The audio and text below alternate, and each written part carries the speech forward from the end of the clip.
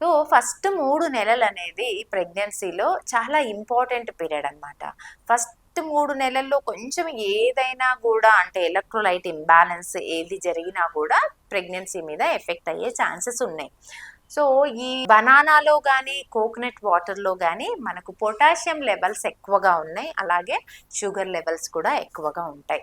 So first 3 నెలలు ఏదైనా previous abortion ఉన్న వాళ్ళు గానీ, లేదంటే షుగర్ హిస్టరీ ప్రీవియస్ షుగర్ అంటే ఫ్యామిలీలో షుగర్ హిస్టరీ గానీ, తనకి ప్రీవియస్ షుగర్ ఉన్నా గూడా, ప్రీవియస్ ప్రెగ్నెన్సీలో షుగర్ ఉన్నా గూడా, ఈ ప్రెగ్నెన్సీలో షుగర్ ఉన్నా గూడా ఈ 2 గూడా కంపల్సరీగా అవాయిడ్ చేయాలి, తీసుకోవద్దు. మామూలుగా షుగర్ హిస్టరీ లేని వాళ్ళు అప్పుడప్పుడు ఎప్పుడో ఒకసారి వారానికి 2 సార్లు బనానా గానీ, అప్పుడప్పుడు కోకోనట్ వాటర్ ఫస్ట్ 3 నెలలు తీసుకోవచ్చు.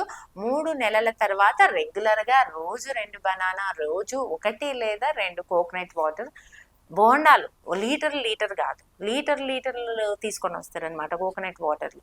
లీటర్లు బాటిల్‌లో తీసుకొనొస్తారు. అన్ని లీటర్లు ఎప్పుడు తీసుకోవద్దు. ఏది గూడా అతి జెయ్యొద్దు మనం.